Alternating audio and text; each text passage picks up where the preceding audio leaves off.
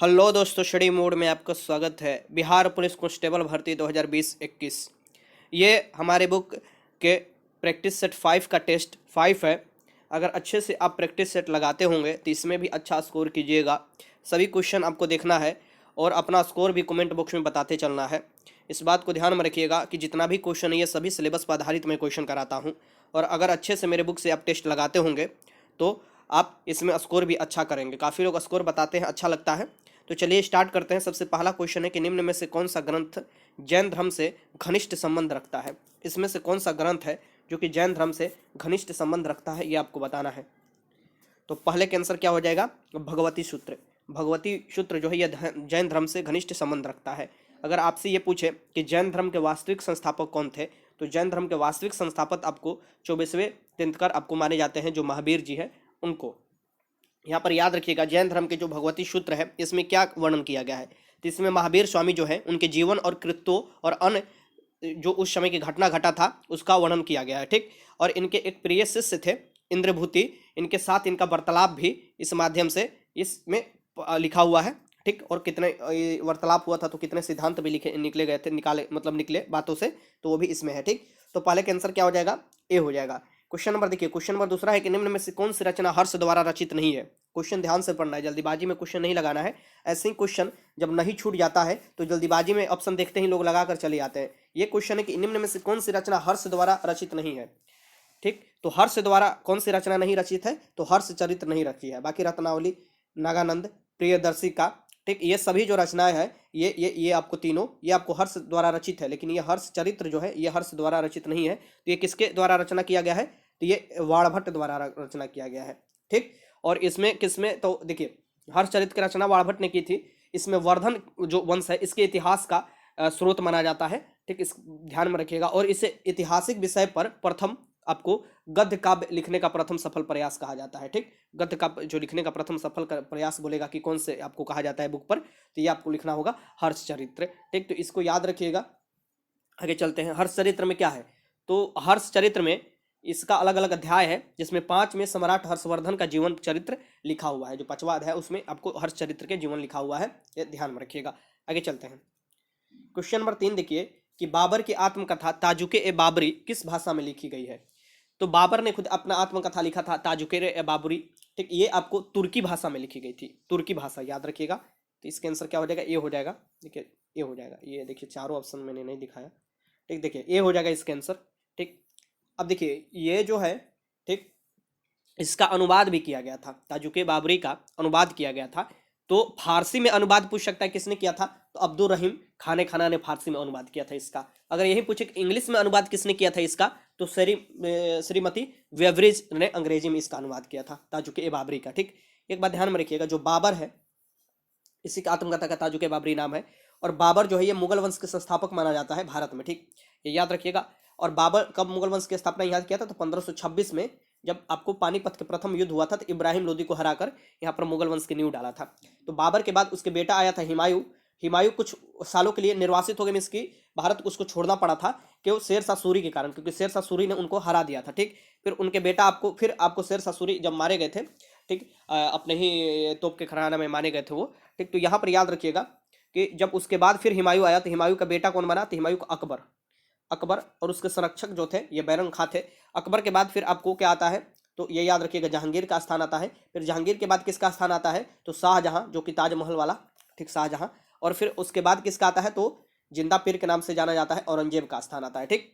सबसे लास्ट पूछे कौन से आपको मुगल बादशाह है, तो सबसे लास्ट में बहादुर शाह जफर है, जिन्हें 1857 की क्रांति में रंगून, जो कि म्यांमार में स्थित है, निर्वासित कर दिया गया था। आगे चलते हैं। क्वेश्चन नंबर 4 देखिए। क्वेश्चन नंबर 4 है कि महात्मा गांधी ने भारतीय राष्ट्रीय कांग्रेस के किस अधिवेशन की अध्यक्षता की। महात्मा गांधी ने मात्र एक ही कांग्रेस के अधिवेशन की अध्यक्षता की है, और वो किस अधिवेशन की अध्यक्षता की है ये आपको बताना है। ये जो किया गया है महात्मा गांधी द्वारा, ये आपको बेलगांव, जो कर्नाटक में स्थित है, तो बेलगांव अधिवेशन की अध्यक्षता महात्मा गांधी 1924 में किए थे। ये याद रखिएगा, क्वेश्चन पूछ सकता है। ठीक। तो इसका आंसर क्या हो जाएगा? सी हो जाएगा। एक बात ध्यान में रखिएगा, इस अधिवेशन की कोई खास बात भी आपसे पूछ देता है तो आपको लगा लेना होगा। ठीक है। इस अधिवेशन में क्या हुआ था कि इसी अधिवेशन में कांग्रेस और मुस्लिम लीग दोनों एक अलग हो गए थे। एक मतलब हमेशा के लिए अलग हुए थे इसमें। कांग्रेस और मुस्लिम लीग अलग हो सकती थी, ये याद रखिएगा। और इसमें एक और कदम उठाया गया था कि हिंदी को सर्वप्रथम राष्ट्रभाषा के रूप में घोषित किया गया था। तो कुछ क्वेश्चन बन सकता है यहाँ से, ये लगा लीजिएगा। चलिए आगे चलते हैं। क्वेश्चन नंबर 5 देखिए कि पूर्ण स्वराज की मांग कांग्रेस के किस अधिवेशन में स्वीकृत की गई थी। पूर्ण स्वराज की मांग जो है ये कांग्रेस के किस अधिवेशन में स्वीकृत की गई थी, ये आपको बताना है। बहुत महत्वपूर्ण क्वेश्चन है। देखिए पूर्ण स्वराज की मांग जो है ना, ये लाहौर अधिवेशन 1929 में स्वीकृत की गई थी।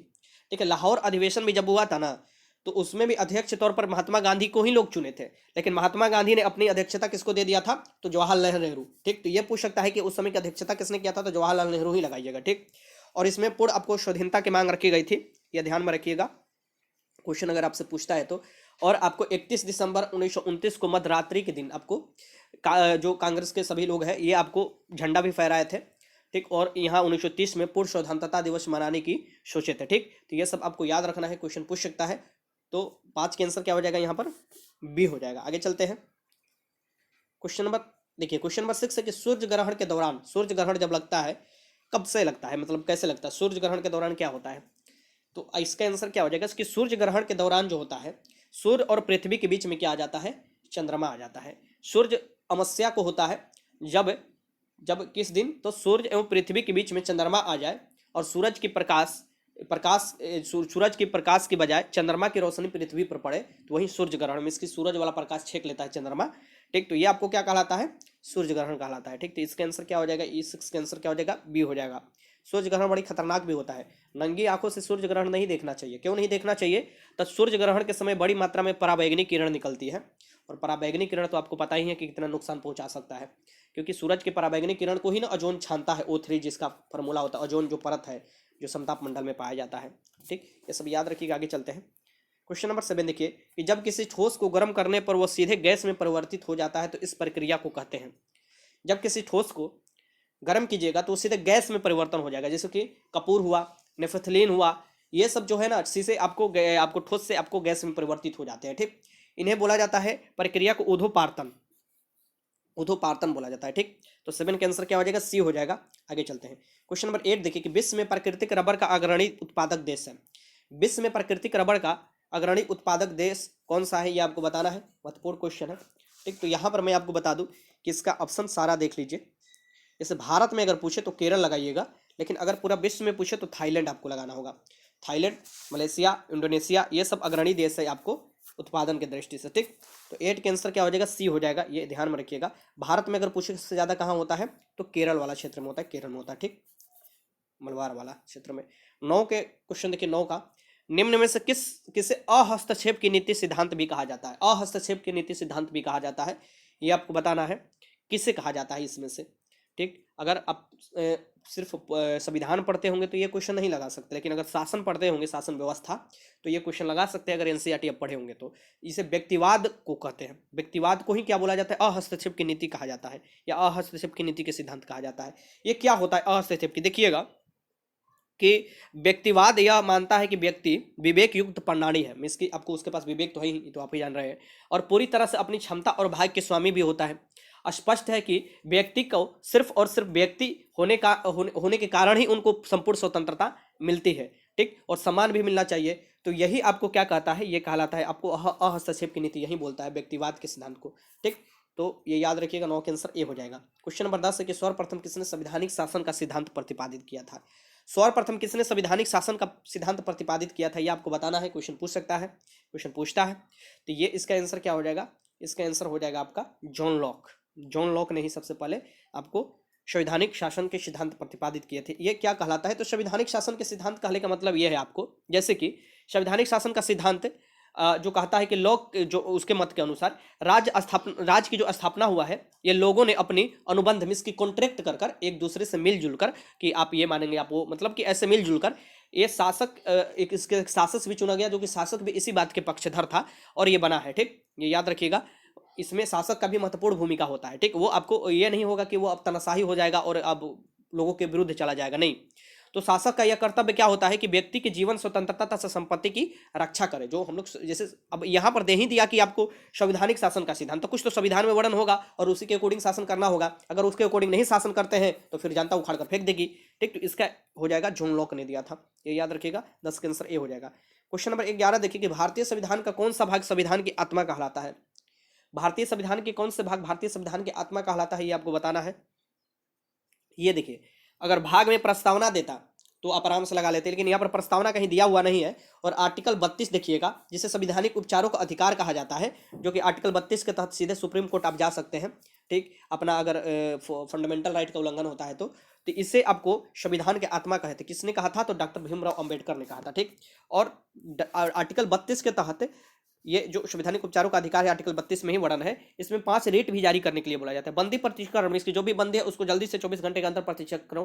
परमादेश आदेश देता है, प्रतिषेध लेख, उत्प्रेषण और अधिकार परीक्षा, ये 5 रेट जारी किए जाते हैं और इसी के अंतर्गत पूछा जाता है अगर कोई आपके अधिकार का हनन करता है तो आर्टिकल 32 के तहत सुप्रीम कोर्ट पूछ सकता है। तो 10 के आंसर क्या हो जाएगा यहाँ पर? डी हो जाएगा, डी। देखिए, मौलिक अधिकार जो है ना, यह संविधान के भाग 3 में है और ये यूएसए के संविधान से लिया गया है, बिल ऑफ राइट्स से। ठीक, राज्य के नीति तत्व जो है ना, ये आपको डीपीएसपी जिसे बोला जाता है, directive principle of state policy, ये संविधान के भाग 4 में है। ठीक, और इसे आयरलैंड के संविधान से लिया गया है, ये भी याद रखिएगा। आगे चलते हैं, क्वेश्चन नंबर 12 देखिए कि भारत के संविधान की चौथी अनुसूची विवेचित करती है। भारत के संविधान की जो चौथी अनुसूची है ये किस बारे में बताती है, विवेचित करती है, ये आपको बताना है। ठीक, तो भारतीय संविधान की चौथी अनुसूची में देखिएगा ना, तो इसमें राज्यसभा के सीटों के आवंटन के बारे में बताया गया है। ठीक, राज्यसभा के सीटों के आर्टिकल 80 के 2 में देखिएगा तो उसमें दिया है कि राज्यसभा का सीटों का आवंटन अलग अलग राज्यों के कितना होगा, वो बताया गया है। ठीक, तो इसका आंसर क्या हो जाएगा? ये आपको 12 का आंसर ए हो जाएगा। इससे क्वेश्चन पूछता है। ठीक, राज्यसभा को अस्थायी सदन बोला जाता है, ये भी याद रखिएगा। क्वेश्चन नंबर 13 की संविधान सभा द्वारा भारत के संविधान को अंगीकृत किया गया था। संविधान सभा द्वारा भारत के संविधान को कब अंगीकृत किया गया था, ये आपको बताना है। ये आपके सामने ऑप्शन है। ठीक, ये क्वेश्चन रिपीटेड है, ये क्वेश्चन पूरा आने की संभावना होता है, ये ध्यान से क्वेश्चन देखिएगा। तो संविधान सभा द्वारा संविधान को अंगीकृत, अधिनियमित और अंतप्रेरित, ये तीनों अगर शब्द देता है या एक इसमें से एक भी शब्द देता है तो उसमें आपको क्या लगाना है? 26 नवंबर 1949। और अगर क्वेश्चन देता है कि संविधान कब पूर्णतः लागू हुआ तो 26 जनवरी 1950, क्योंकि पूर्णतः रूप से आपको लागू हो गया था। संविधान 26 नवंबर 1949 को बन गया था और कुछ प्रावधान ही इसका लागू हुए थे।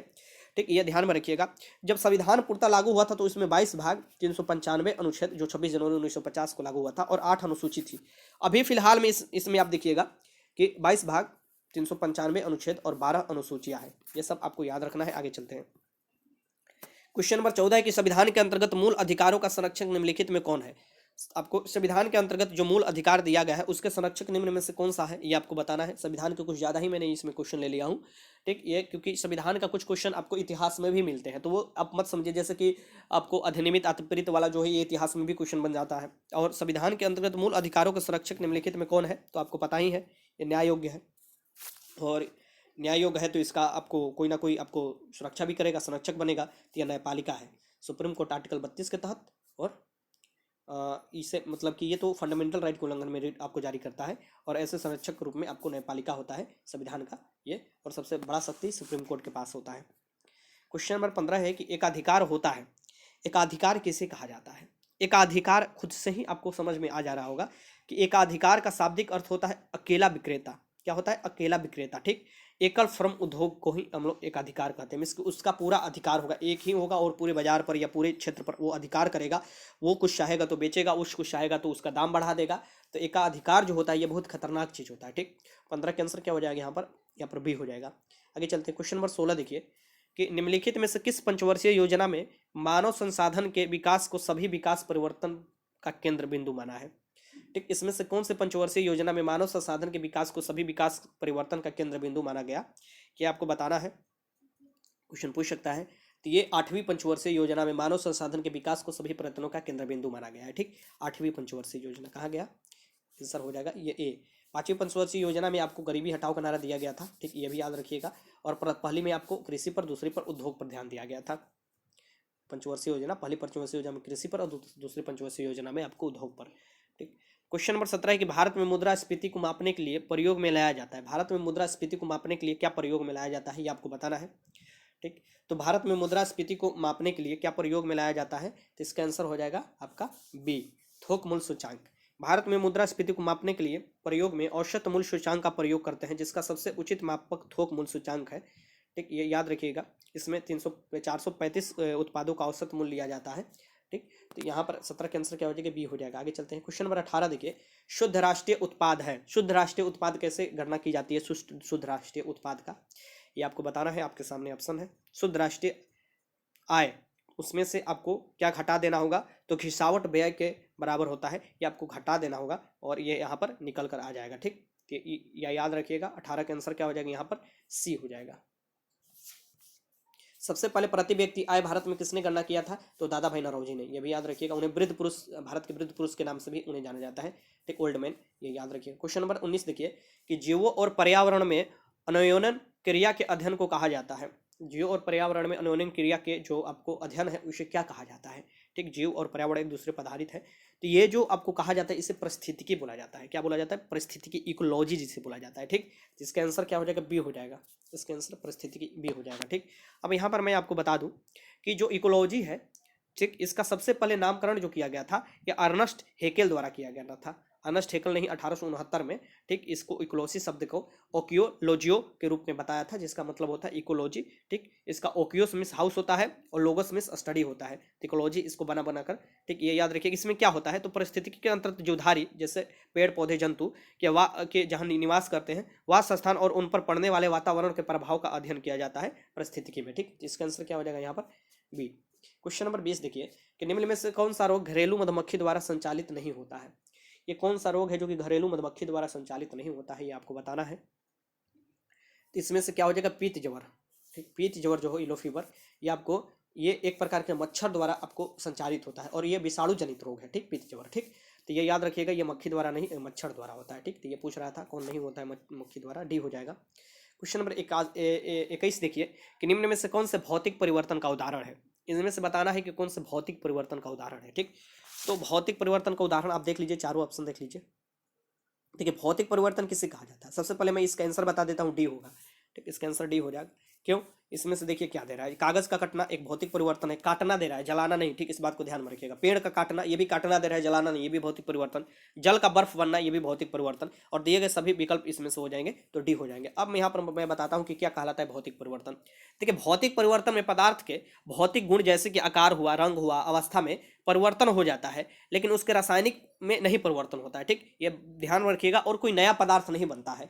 ठीक, कोई नया पदार्थ नहीं बनता है, ये भी ध्यान में रखिएगा। ठीक, तो मात्र इसकी अवस्था में ये आपको बस आकार अवस्था में परिवर्तन हो जाता है, उसके रासायनिक परिवर्तन नहीं होता है। ठीक, और ये पूर्णतः फिर वही अवस्था में लाया जा सकता है, इस बात को ध्यान में रखिएगा। जैसे कि भौतिक परिवर्तन का आपको बहुत से उदाहरण मिल जाएंगे, जैसे कि पानी से बर्फ बनना, बर्फ से पानी बनना।